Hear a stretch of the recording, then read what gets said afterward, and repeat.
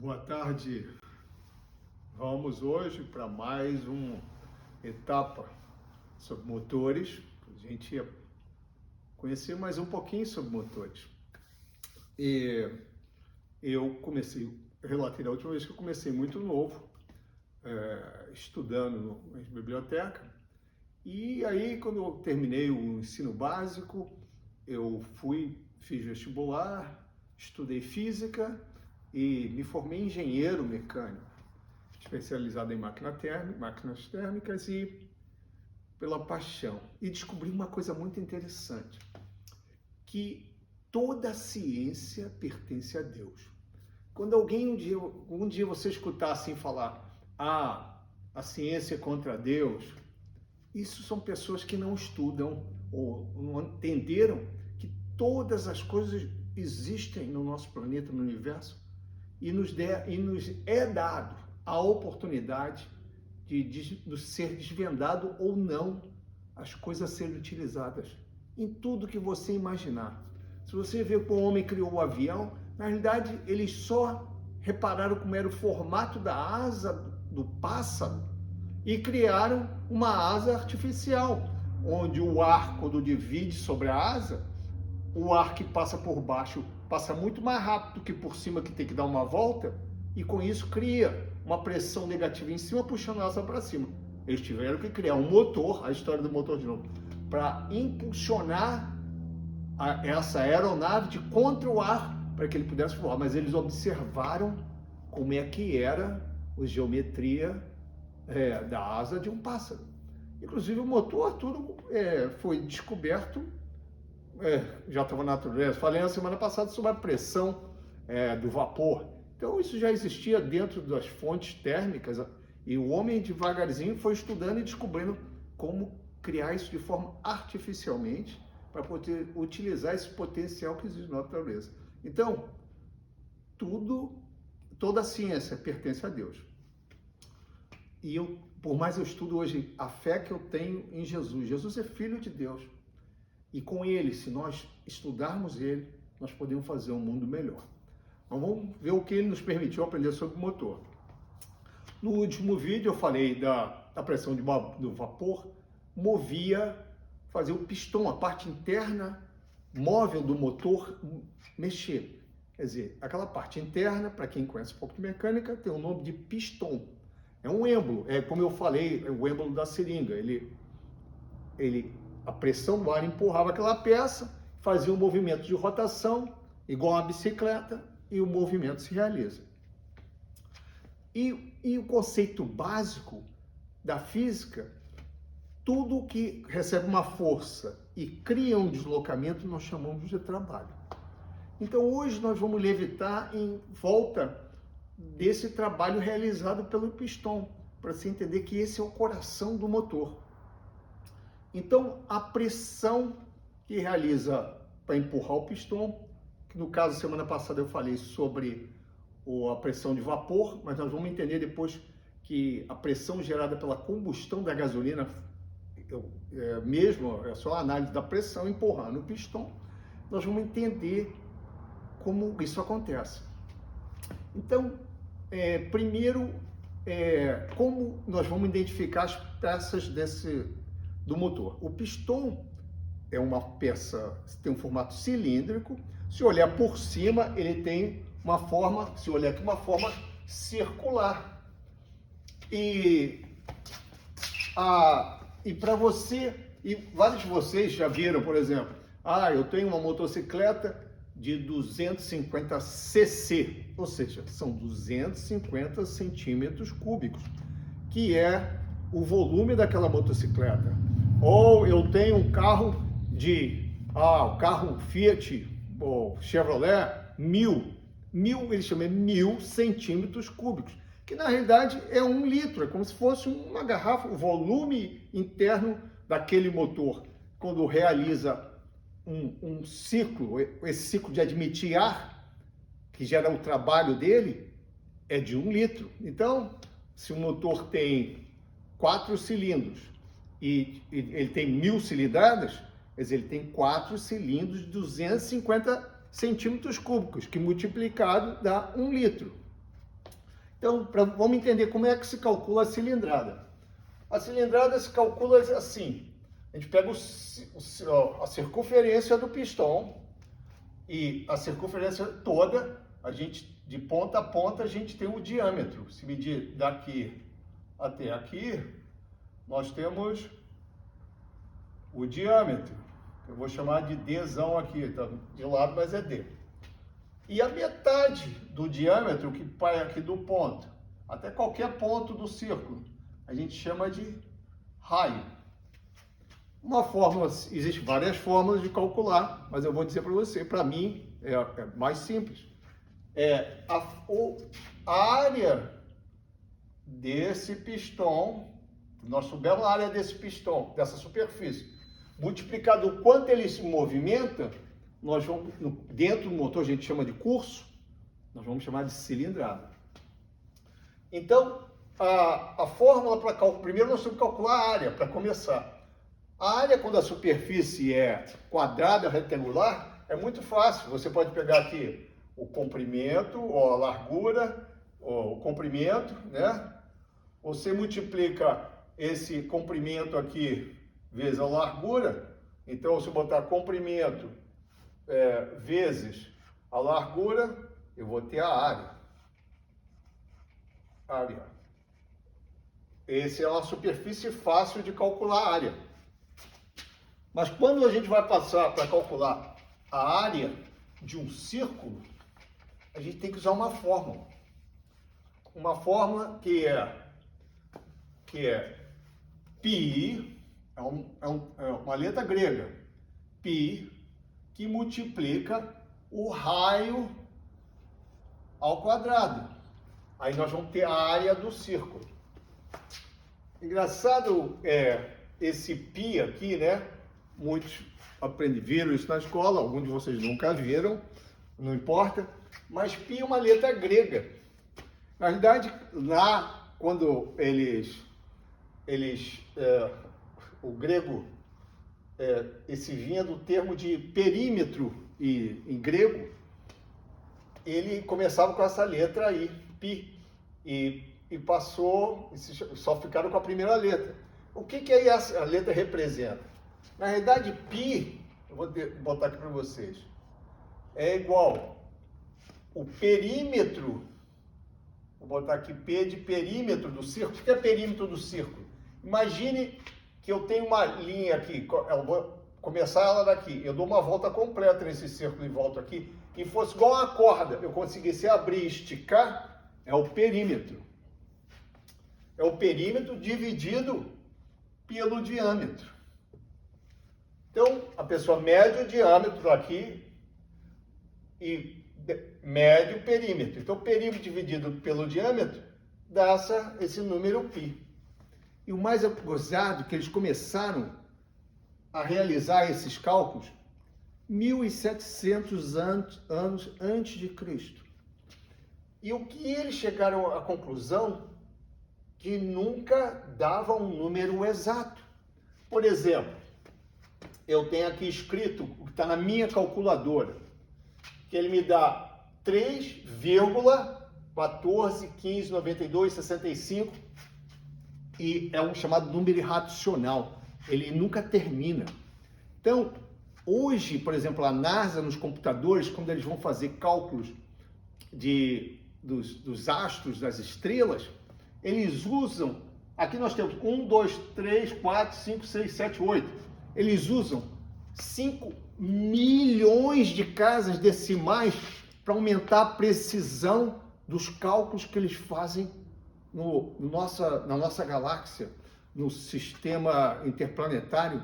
Então, você aí repara o seguinte, Deus, aí olha onde entra Deus de novo, não tem como fugir.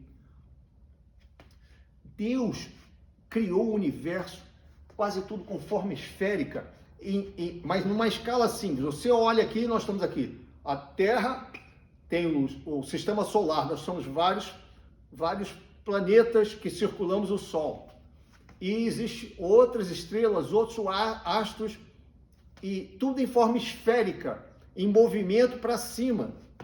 Aí, se nós olhamos no microscópio para baixo, Você vai olhar, entrar na forma molecular das coisas, é o núcleo, o átomo tem o nêutron, tem o centro dele, com todos os elétrons circulando em forma orbitais, como se fosse o mesmo sistema que a gente olha para cima, ele está para baixo, na forma menor que se olha. Então ele vai de infinitamente pequeno para infinitamente grande. E o homem hoje, com a matemática, com todos os recursos, não consegue encontrar as fórmulas exatas que Deus usou para criar.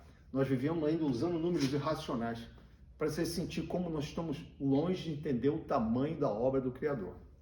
Mas tudo bem. Passando por essas coisas que nós não conseguimos interpretar com precisão, nós temos a fórmula que é o π multiplicado pelo o raio ao quadrado. E uma vez você obtém, isso daqui vai nos dar a área do círculo, tá? A área do círculo.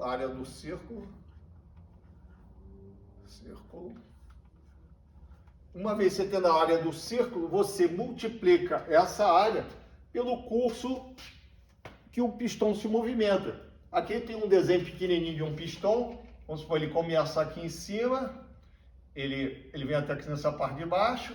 Se eu tiro a altura dele, esse é o curso dele. Vou tirar essa parte de baixo. Quando o pistão bate. Então, esse aqui é o curso do pistão. Aqui em cima, aqui embaixo. Eu pego essa distância, multiplico pelo diâmetro dele e ele vai me dar a cilindrada.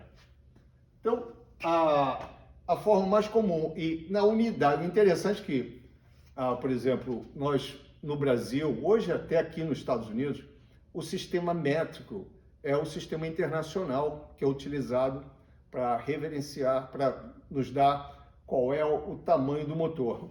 Aqui nos Estados Unidos ainda muita gente utiliza ainda o sistema inglês, que não são unidades diferentes, mas aqui também vai aqui uma observação que eu queria trazer, a importância do sistema métrico. Ele é muito fácil de você conseguir passar de uma unidade para outra e de forma simples. Eu vou dar só um exemplo aqui, deixa eu apagar um pouco aqui.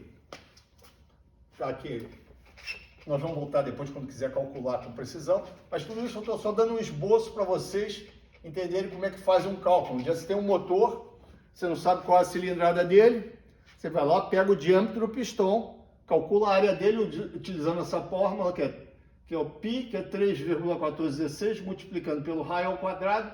Você calculou a área, aí gira o eixo do motor, vê o curso que o pistão desce, mede a altura desse curso, multiplica pela área, e aí você vai ter a unidade de volume de quantos centímetros cúbicos isso medindo em centímetros. Qual vai ser? Por isso que tem o nome de cilindrada, vinha de centímetros cúbicos. Por isso que sempre o sistema internacional eles usam cc, quer dizer, centímetros cúbicos. O motor ciclado 250 cc, 500 cc, 750 cilindradas, 1000 cilindradas. Ou quando os motores vão ficando grandes, por exemplo, eles já falam, de vez de chamar 1000 cc, pode falar 1 litro. O carro tem 4 litros, são 4.000 cc. Por exemplo, eu tenho um carro que tem um motor de 4 litros, ou seja, 4.000 cc, e tem 2 turbos. Quer dizer, ele desloca 4 litros a pressão atmosférica normal. Mas no momento que o turbo cria mais uma atmosfera de pressão, aí ele, na realidade, ele dobra o volume de ar dentro do cilindro que cabia 4 litros a pressão atmosférica. Quando eu dobro a pressão, ele na realidade enfia no mesmo espaço 8 litros de ar. Aí por isso que o carro turbo é essa revolução de potência, porque você consegue, num peso pequeno, teoricamente um motor de um volume pequeno, você dobra o volume dele, colocando ar sob pressão.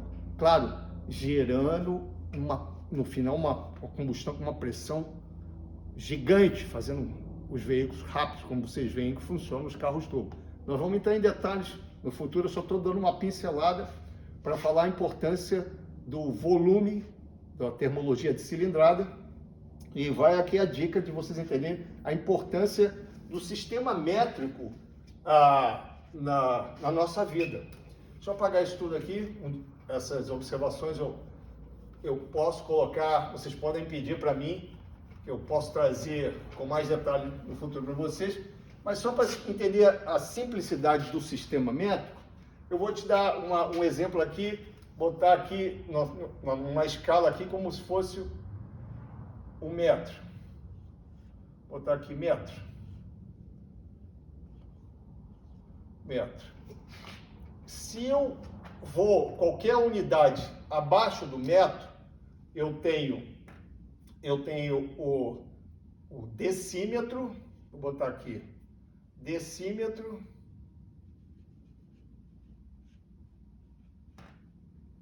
eu tenho o centímetro,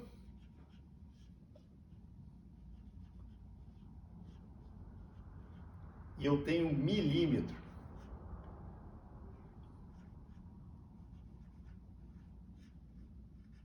Milímetro. Aqui tem um acento assim, cima, metro. E daqui para cima, se eu vou subir, eu tenho o decâmetro,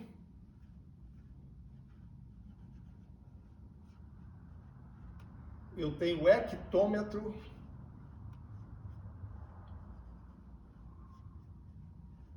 e eu tenho o quilômetro, que se escreve com quilômetro. Que na realidade a simbologia do quilômetro é km, né? Hectômetro, o decâmetro, o metro, e decímetro, centímetro, milímetro. Quer dizer, aqui só, eu preciso nem escrever essas outras, o que vale entender, as outras são diretas às letras, mas o quilômetro é o único que não bate com a forma escrita. Mas a vantagem desse sistema, eu quero só que vocês pensem o seguinte, porque eles são múltiplos de 10. Por exemplo, se eu tenho aqui 1 metro, e eu quero saber esse mesmo valor, o que é, ele é em decímetro, na realidade ele equivale a 10 decímetros. Se eu quero saber 1 metro quanto é em centímetro, na realidade ele é 100 centímetros. Se eu quero saber 1 metro quanto é em milímetro, ele é 1000 milímetros. Olha que legal. São múltiplos de 10. É vezes 10, de novo vezes 10, vezes 10. Ao contrário, seria dividindo. Então, 1 metro em decâmetro seria 0,1. Eu dividi por 10. Hectômetro seria 0,1. Opa, desculpa aqui. 0,1. E o quilômetro, ele seria 0,001. Ou seja, tudo quer dizer equivalente a 1 metro. Então, se você repara, a gente só anda com uma casa decimal para lá ou para cá. É um sistema muito fácil de ser utilizado. Por isso que as unidades, dependendo do como você vai trabalhar, é que elas são utilizadas. Por exemplo, você vai trabalhar com coisas pequenininhas, a unidade padrão é milímetro, não tem jeito. Você vê muita coisa ainda em centímetro, por coincidência, o motor, a gente vê ele em centímetros cúbicos. Então, quando você vai calcular a área, como eu falei ali para você, se você quer ter o resultado em cc, que é centímetros cúbicos, você vai ter que calcular a área em centímetro, que aí vai te dar centímetro quadrado, que é o resultado de uma área. Aí você vai medir o curso em centímetro, que você vai multiplicar por centímetro do curso, que aí vai te dar centímetro cúbico, que a gente chama de cc. Quer dizer, por algum motivo, essa unidade que é utilizada para o cálculo do volume de motor. Mas como você também vê hoje, vários carros são vendidos com volume de litros. Ou seja, 1 metro aqui no caso é 1 metro, mas se eu fosse para líquidos, para volume, o padrão do sistema métrico seria a mesma coisa. No lugar de metro aqui, ele seria só litro, entendeu? Litro. Olha só mudei a terminologia. Ele para baixo seria decilitro, centilitro, mililitro. E para cima a mesma coisa. Até eles, mesma ordem, vocês ou multiplicando por 10 ou dividindo por 10, a unidade vai ser em função do tamanho, da dimensão que você está trabalhando. Se voltar aqui na dimensão linear, claro, estradas são medidas em quilômetros, eles não vão medir uma estrada em metro e nem muito menos em milímetro.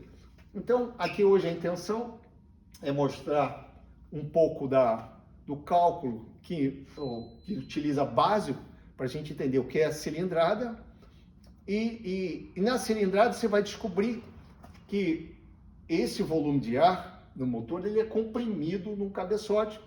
Na aula que vem nós vamos até falar sobre taxa de compressão. Mas vale aqui uma observação falando para você sobre o ar comprimido e gerando a taxa de compressão, para já deixar aqui uma informação para você sobre octanagem de combustível. Você já deve ter escutado que uns dizem que